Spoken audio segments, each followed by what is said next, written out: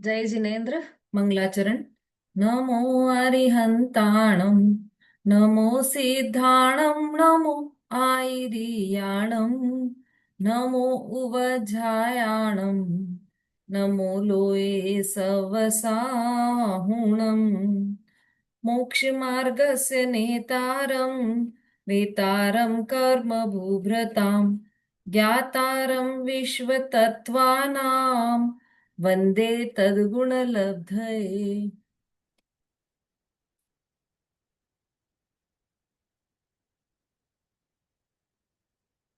लंबे अंतराल के पश्चात तत्वार्थ सूत्र जी महान ग्रंथ जो हमारा चल रहा है, छठवा अध्याय आश्रव अधिकार, ये हमारा चल रहा है। बीच में काफी समय मिला है आपको होमवर्क करने के लिए भी। जो होमवर्क दिया था वह भी सभी ने कर लिया होगा, तो वह भी हम देखेंगे अभी कि किसने क्या होमवर्क किया है। पहले जो हमने अभी तक पढ़ा है उसमें से कुछ प्रश्न ले लेते हैं, ताकि प्रश्नों के माध्यम से रिवीजन हो जाएगा। सूत्र सबको याद हो गए होंगे, कहाँ तक चले हैं हमारे? 12 सूत्र हो गए ना कंप्लीट। हम्म।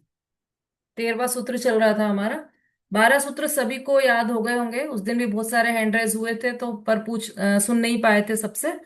कुछ लोगों ने तो हेडिंग सहित भी याद किए हैं। हेडिंग सहित किसको याद है वो हैंड रेज कीजिए।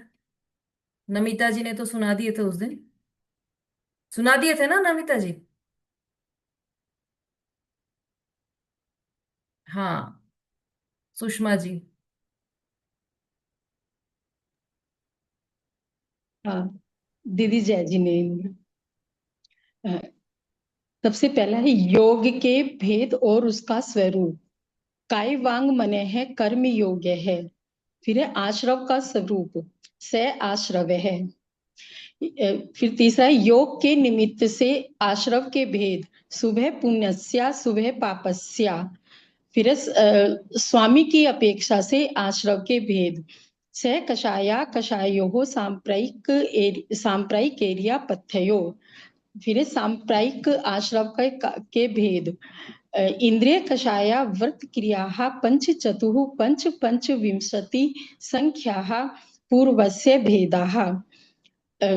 फिर है कि इसके अ, आश्रव की विशेषता हीनाधिकता का कारण, तीव्र मंद ज्ञाता ज्ञात भावाधिकरण वीर्य विशेषेभ्य विशेषेभ्य तद विशेष है।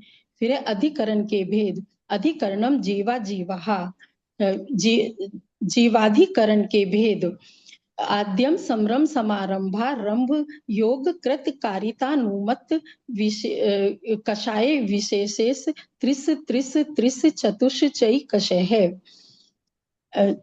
हाँ, च, च, च, फिर है अजीवाधिकरण के भेद, निर्वर्तना निक्षेप संयम निसर्गाः द्विचतुर द्वित्रिभेदाः परम।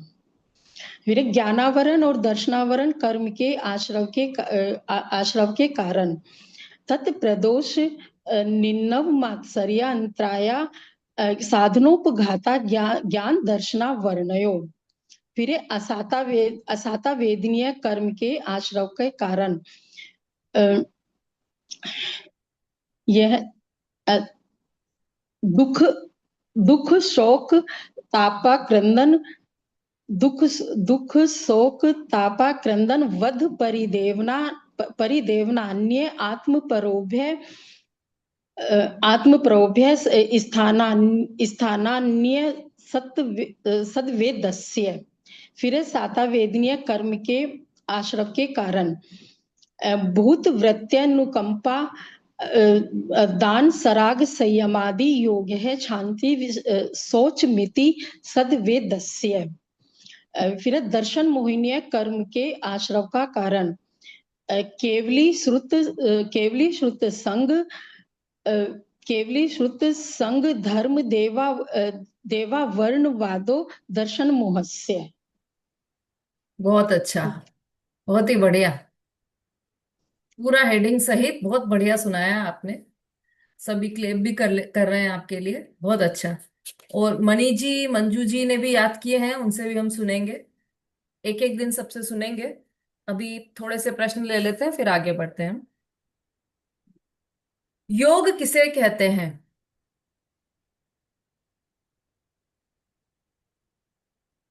मणि जी।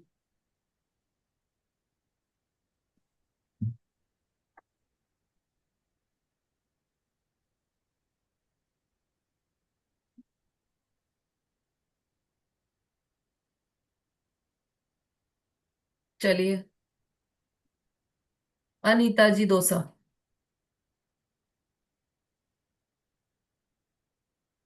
जैनी दीदी, मन हम्म। वचन काय की क्रिया, मन वचन काय की क्रिया को ही योग कहते हैं। अभिलाषा जी। जय जिनेन्द्र दीदी, मन हम्म। वचन काया की क्रिया से आत्म प्रदेशों का संकंपन होना योग कहलाता है। हाँ सही, हम्म। बिल्कुल सही। योग के कितने भेद हैं और कौन कौन से? रेखा जी।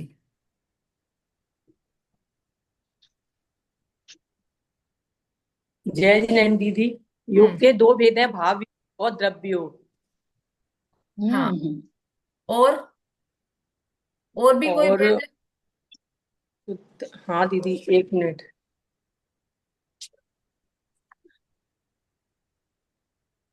दीदी, मन योग, वचन योग, काय योग। हम्म। योग के तीन भेद भी हैं, मन वचन काय योग, ठीक है।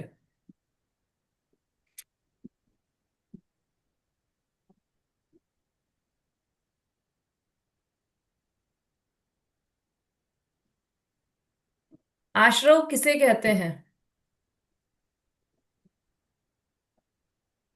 मंजू जी।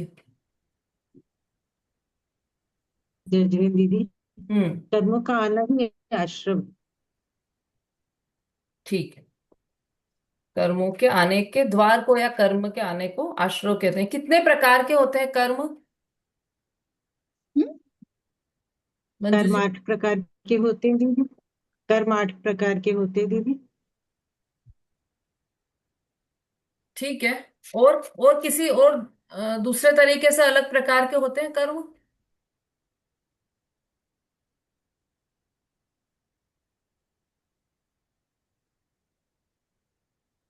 ललिता जी। कर्म 3 प्रकार के: द्रव्य कर्म, भाव कर्म और नौ कर्म। हम्म। ये भी हो गया 8 प्रकार के भी, 3 प्रकार के भी, और भी किसी प्रकार से होते हैं कर्म? प्रकृति अर्थ वो तो कर्म बंद की है। कर्म पूछ रही हूँ मैं। नंदिता जी। जय जिनेन्द्र, मुझे लग रहा है शायद पाप कर्म और पुण्य कर्म भी होते हैं। हाँ सही है। पाप कर्म और पुण्य कर्म, या पुण्य कर्म और पाप कर्म, ये भी एक दो प्रकार के कर्म भी इन्हें भी कहा है। या फिर ऐसा भी कह सकते हैं कि आश्रव के दो भेद हैं, शुभ आश्रव और अशुभ आश्रव। वो भी दोनों एक ही बात है। अब प्रश्न यह है कि स्वामी अपेक्षा आश्रव कितने प्रकार का है?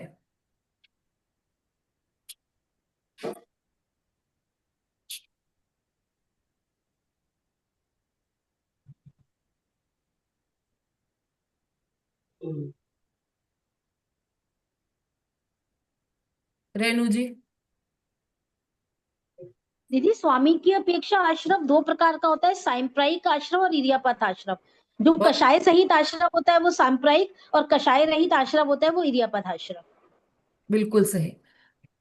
सांप्रदायिक आश्रव और इरियापथ आश्रव, ये दो प्रकार के जो आश्रम हैं, इनमें क्या अंतर है? तो एक अंतर तो रेणु जी ने बता दिया अभी, इसके अतिरिक्त और भी कोई अंतर याद हो तो आप बोलिए। हम्म। सांप्रदायिक आश्रव और इरियापथ आश्रव में क्या अंतर है? दीदी मैं ही बोलूं? हाँ चलिए बोलिए। दीदी, सांप्रदायिक आश्रम जो होते हैं वो संसार का कारण है, और इरियापथ आश्रम जो है वो संसार का कारण नहीं है। बिल्कुल सही। और और और सांप्रदायिक आश्रम जो होता है वो एक एक पहले गुण स्थान से चौथे गुण स्थान तक होता है, और इरियापत आश्रम चौथे से 12वें गुण स्थान तक होता है। बहुत अच्छा। और 3 अंतर हो आप गए। गलत। हाँ। और बोलिए।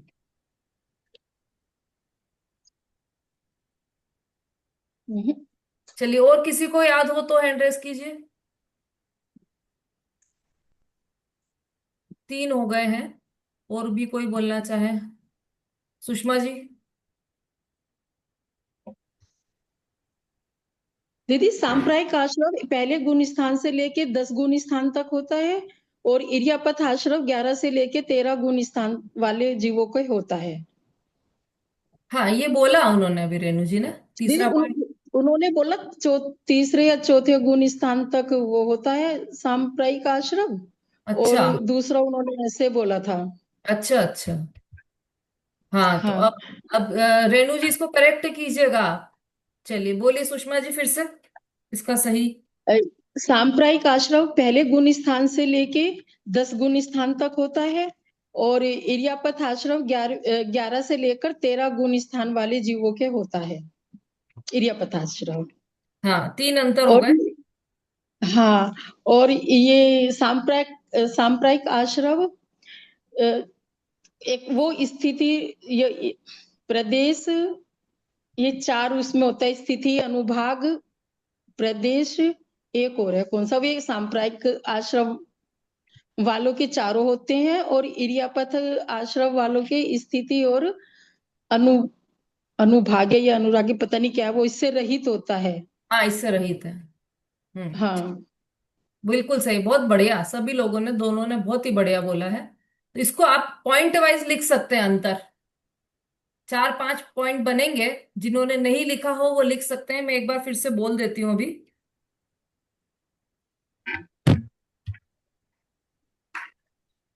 पहला है सांप्रदायिक आश्रय के स्वामी, मतलब आप उसको पॉइंट डाल सकते हो, स्वामी। तो स्वामी अपेक्षा सांप्रदायिक आश्रय के स्वामी सकषायी जीव है, और इर्यापत आश्रय के स्वामी अकषायी जीव है।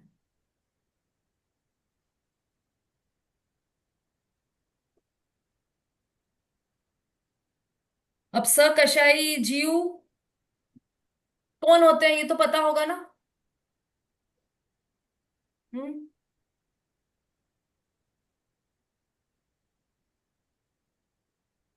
पता है कि नहीं, सकषायी जीव मतलब क्या? अभिलाषा जी। जय, मिथ्या दृष्टि जीव जो होते हैं उन्हें साकसाई जीव कहते हैं। हाँ, मुझे यही लग रहा था। लेकिन इसमें सिर्फ मिथ्या दृष्टि जीव नहीं आएंगे। मिथ्या दृष्टि आते हैं जीव और सम्यक, चौथे गुण स्थान दोनों आएंगे, क्योंकि वो और चौथे से 10वें गुण प्रतिमाधारी भी, स्थान। प्रतिमाधारी भी हाँ आएंगे इसमें। जी, सकषाय में तीनों आएंगे। ठीक है। जी। दूसरा, ये एक पहला कारण हुआ, पहला अंतर हुआ। दूसरा अंतर है, पहले अंतर का हेडिंग था स्वामी, दूसरे अंतर का हेडिंग है हेतु। तो हेतु अपेक्षा से अंतर क्या है? सांप्रदायिक आश्रयों का हेतु कौन है? मिथ्यात्व, अविरति, प्रमाद और कषाय के साथ योग। ये है सांप्रदायिक आश्रयों का कारण या हेतु। फिर से, सांप्रदायिक आश्रयों का कारण क्या है?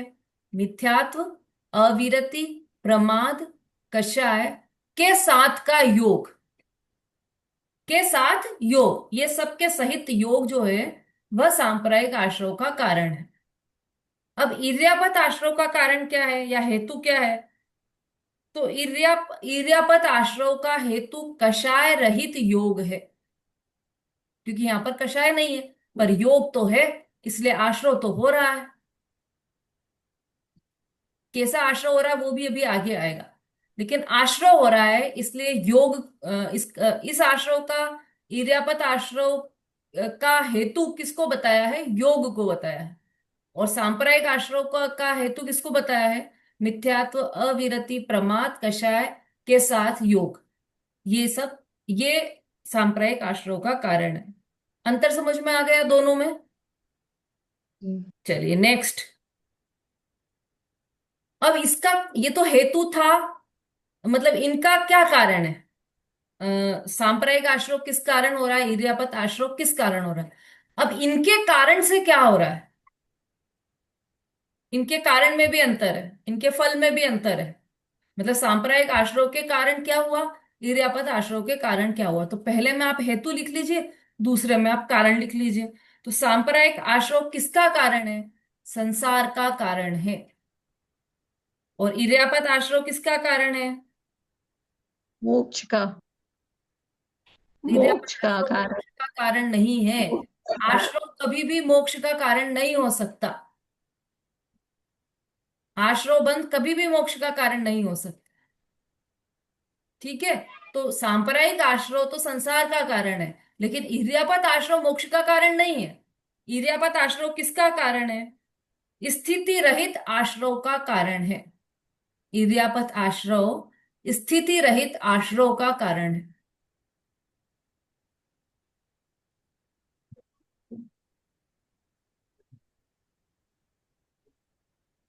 ठीक है, लिख लिया सबने? उषा जी?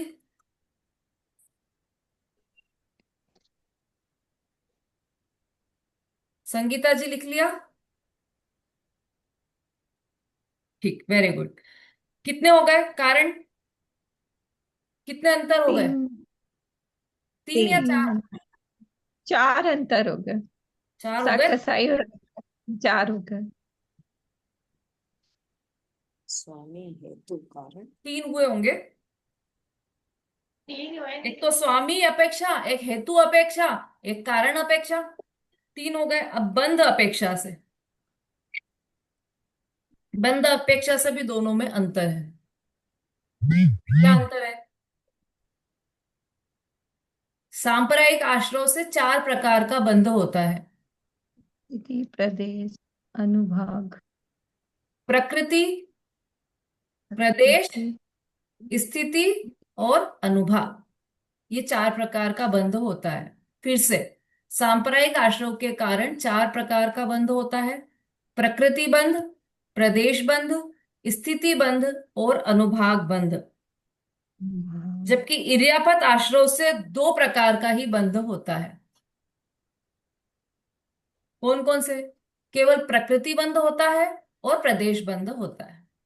बाकी के जो 2 बंध है वो नहीं होते इर्यापत आश्रय से।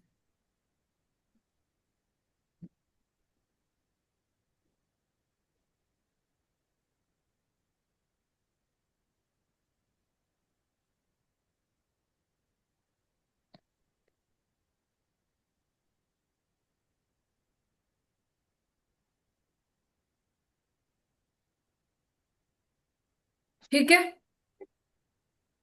तो इस इन पॉइंट्स के द्वारा क्लियर समझ में आ गया होगा सबको कि सांप्रदायिक आश्रय और इर्यापत आश्रय में क्या अंतर है। अब हम प्रश्नोत्तरी चूंकि हमारी चल रही थी, तो ये बीच में मुझे ये विकल्प आ गया इसलिए ले लिया।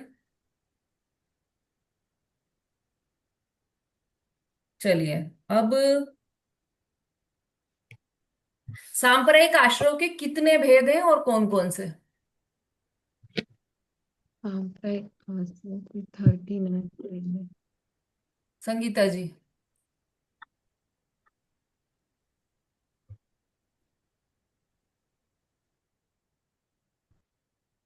जय जमीन दीदी। हम्म। सांप्रदायिक आश्रम के 40 भेद हैं। इंद्रिय कषायावृत क्रिया, पंच चतु, पंच पंचविंशति, संख्या पूर्वस्य भेदः। हम्म। स्पर्शन आदि 5 इंद्रिय, और क्रोध आदि 4 कषाय, हिंसा इत्यादि 5 आवृत, और सम्यक आदि 25 प्रकार की क्रिया। बिल्कुल ठीक बताया आपने।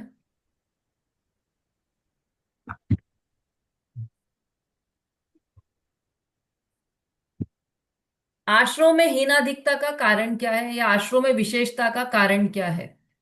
मनी जी?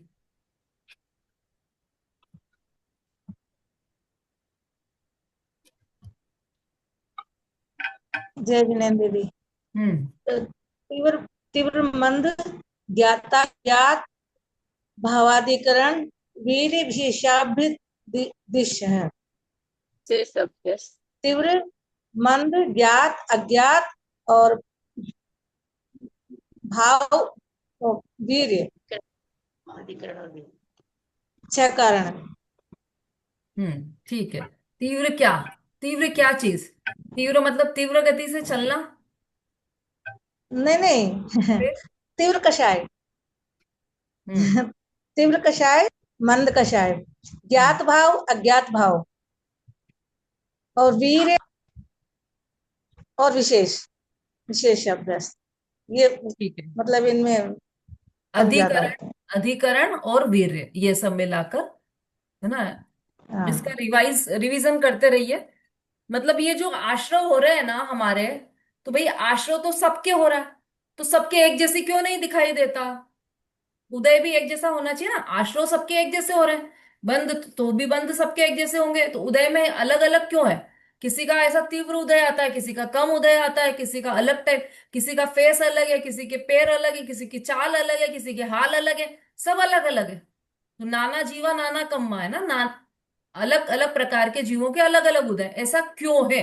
जबकि आश्रय तो सभी को हो रहा है, 7 कर्मों का आश्रय तो प्रति समय हो रहा है, सबके हो रहा है। तो फिर ये अलग अलग पना क्यों है? उसके लिए ये सूत्र दिया है। किसी के तीव्र भाव है, किसी के मंद भाव है, किसी के ज्ञात भाव है, किसी के अज्ञात भाव है, किसी का अधिकरण की विशेषता अलग अलग है, किसी ने किस अधिकरण किस अधिकरण के आधार से उसके भाव हो रहे हैं, किसी का वीर्य विशेष लग जाता है उन भावों में। तो ये सब कारण है किसके? आश्रव के हीनाधिकता के, या आश्रव की विशेषता के कारण है ये सब। ये अपने को है ना, तत्वार सूत्र जो हम पढ़ रहे हैं या अध्ययन कर रहे हैं यहाँ पर, ये केवल इसलिए नहीं है क्योंकि हमें पूरा करना है तत्वार सूत्र, या फिर इसलिए इसलिए भी नहीं है कि हमको एग्जाम देना है। ये हमारे समझ में आना चाहिए, तो इसका फायदा है।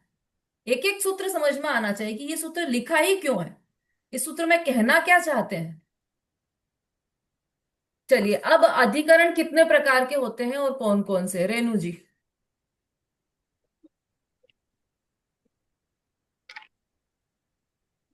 दीदी अधिकरण दो प्रकार के होते हैं, जीव और अजीव। जीव अधिकरण के कितने भेद हैं? दीदी जीव अधिकरण के ये आद्य, समरंभ, समारंभारंभ, योग, कृत, कारितानुमत, कषाय, विशेषय, स्त्री, स्त्री, स्त्री, चतुष्चैकश है। कितने हैं? तो दीदी इन सबको गुणा करके 432 भेद हो जाएंगे।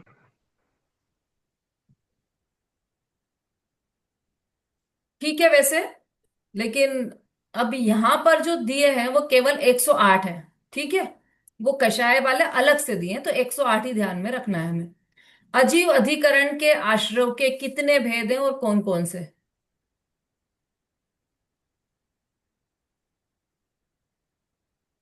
हाँ हाँ, नए लोग भी कोई बोलना चाहे तो हैंड रेस कर सकते हैं। संगीता जी।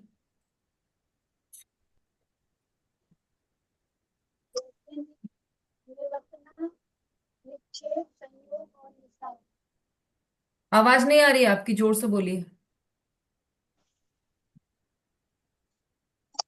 निर्वर्तन, निक्षेप, संयोग और निषाद, 4 हम्म। भेद है दीदी।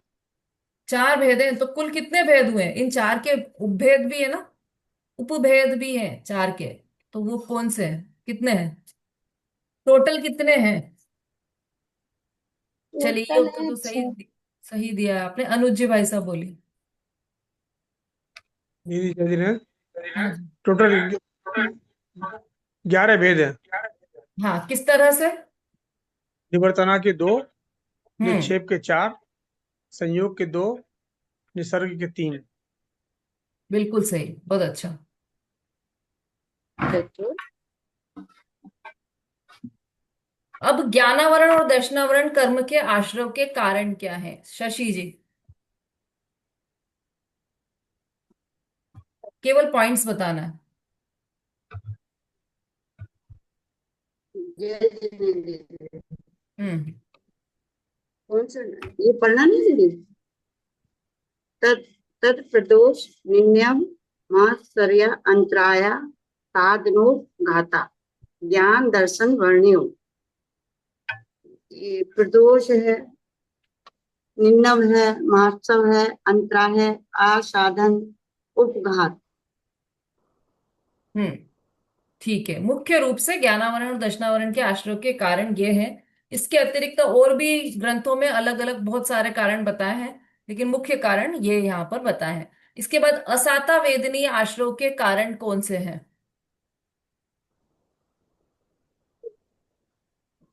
ममता जी। जय जिनेन्द्र दीदी। हम्म। दुख, शोक, ताप, आक्रंदन, वध और परिवेदन। हम्म। परिदेवन, सॉरी दीदी। हाँ, ठीक है। दुख, शोक, ताप, आक्रंदन, वध रह गया है आपका। वध और परिदेवन, ये असाता वेदनी कर्म के। इसके बाद साता वेदनी कर्म के आश्रव के कारण क्या है?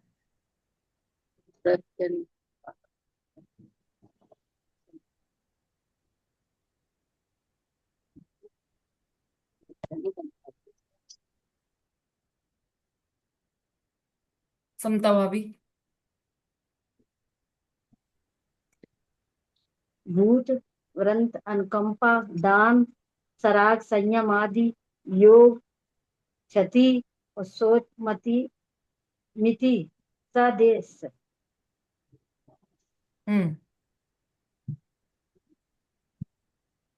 दान, सराग, संयम, हम्म। योग और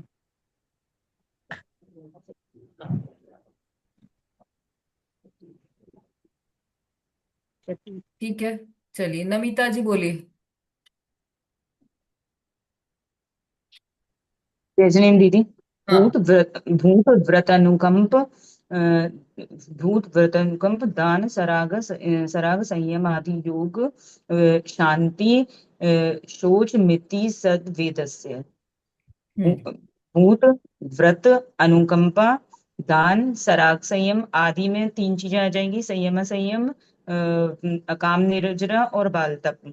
शांति और शौच।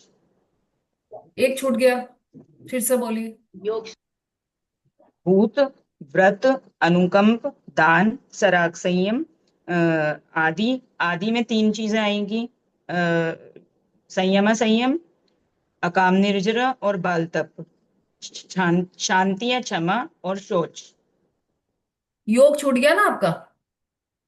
योग हाँ शांति है ना। हाँ, योग शांति, योग छुट गए। चलिए, बहुत बढ़िया। सभी ने बहुत अच्छी तैयारी कर रखी है, बहुत अच्छा उत्तर दिया है सभी ने, वेरी गुड। अब हम ये 13वां सूत्र हमारा चल रहा है, दर्शन मोह के आश्रव के कारण। उसके पहले ये साता वेदनीय आश्रव के कारण एक बार रीडिंग कर लेते हैं हम इसकी। इसमें जो भूत शब्द है, पहला पॉइंट, पेज नंबर 424 निकाल लीजिए, 424। पेज नंबर 424, सूत्र नंबर 12।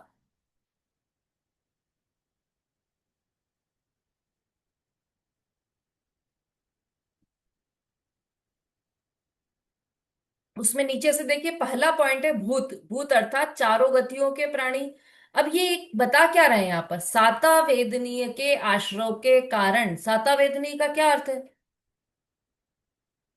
ये बहुत सिंपल अर्थ है इसका, जो हम बोलचाल की भाषा में बोलते हैं। हम जैसे किसी का उपवास हो तो हम पूछते हैं ना, उपवास की साता है या नहीं। साता पूछने जाते हैं उसके घर। किसी की तबीयत खराब हो गई तो उसके घर साता पूछने जाते हैं, साधर्मी के घर। तो साता मतलब अनुकूल संयोग, और असाता मतलब प्रतिकूल संयोग। तो प्रतिकूल संयोग, जिसके कारण प्रतिकूल संयोग होते हैं, ऐसे जो कर्म बंधते हैं उन्हें कहते हैं असाता वेदनीय कर्म। और जिसके कारण अनुकूल संयोग मिलते हैं, ऐसे कर्म जिनके कारण अनुकूल संयोग मिलते हैं, उन्हें कहते हैं साता वेदनीय कर्म। मतलब जो हमें सब अच्छा अच्छा लगता है ना, वो सब साता वेदनीय कर्म का उदय है।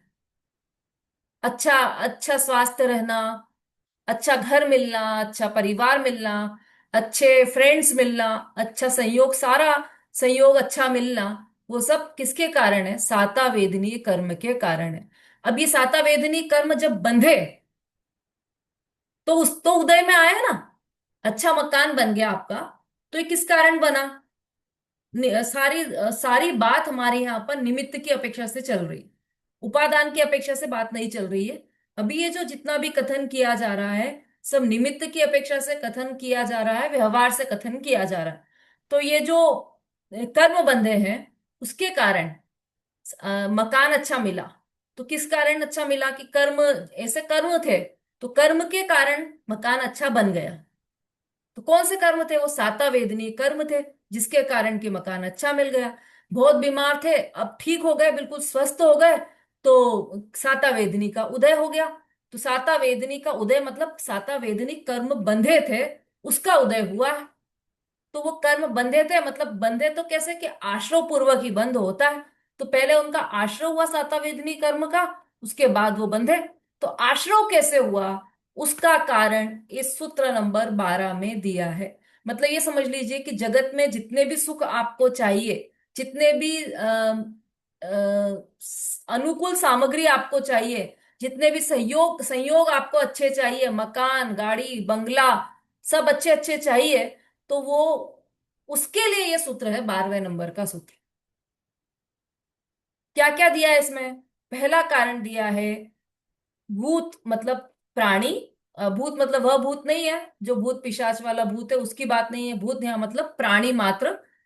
ये जो अनुकंपा शब्द आया है वो दोनों के लिए आया है, भूत के लिए भी और व्रत के लिए भी। भूत और वृत्य, वृत्य मतलब व्रति। तो संसार के सभी प्राणी मतलब भूत और वृत्ति जीव, इन दोनों के प्रति अनुकंपा होना वह साता वेदनी आश्रव का कारण है ना। व्रति मतलब जी, अब व्रति लिखा है, तो व्रति ऐसे भी हो सकते हैं क्या कि जिन्होंने सम्यक दर्शन नहीं प्राप्त किया है, वह भी व्रति हो सकते हैं क्या कि नहीं, उनको व्रति की श्रेणी में नहीं लिया है। अब जितनी भी बात आती है व्रति, है ना, जो बिना व्रत के संयम करे उसे कहेंगे बाल तप, और जो व्रत सहित संयम करे उसे क्या कहेंगे, सॉरी, जो बिना सम्यक दर्शन के व्रत करे उसे कहेंगे बाल तप, और जो सम्यक दर्शन सहित व्रत करे उसे क्या कहेंगे?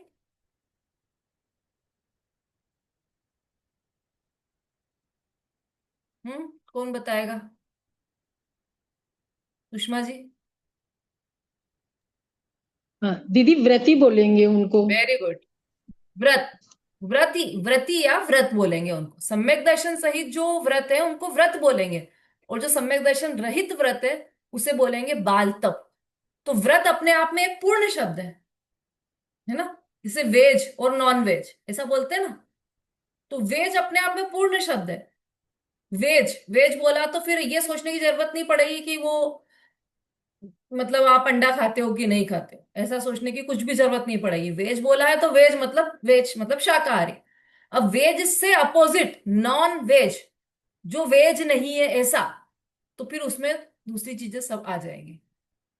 इसी तरह से व्रति बोला तो व्रति में सम्यक दर्शन सहित व्रत आ गया, लेकिन बाल तप बोला तो उसमें सम्यक दर्शन रहित वाला व्रत आया। ठीक है, तो ये व्रति है जिन्होंने सम्यक दर्शन पूर्वक अणुव्रत या महाव्रत धारण किए हो, ऐसा जीव इन दोनों पर अनुकंपा करना, दया करना, सो भूत वृत्त्यनुकंपा। ये पहला पॉइंट है जिसमें भूत और मतलब प्राणियों के प्रति और जीवों के प्रति और वृत्तियों के प्रति अनुकंपा। इसको आप चाहे तो 2 पॉइंट भी ले सकते हो, इसको 1 पॉइंट भी गिन सकते हो, आप दोनों में कर सकते हो इसको काउंट, क्योंकि वास्तव में पॉइंट तो अनुकंपा ही है, दोनों के प्रति अनुकंपा है ना। अब अनुकंपा मतलब क्या है? तो जैसे सामान्य प्राणियों के प्रति जो अनुकंपा होगी ना, वह तो दया होगी। गरीब के प्रति दया आ गई तो उसको दे दिया। कोई ऐसा ऐसा भिखारी जिसके हाथ पैर नहीं है, वो भीख मांग रहा है, तो उसके प्रति दया, दया के परिणाम आए। तो वह सब प्राणियों के प्रति जो दया के परिणाम है वह आए, तो वह भी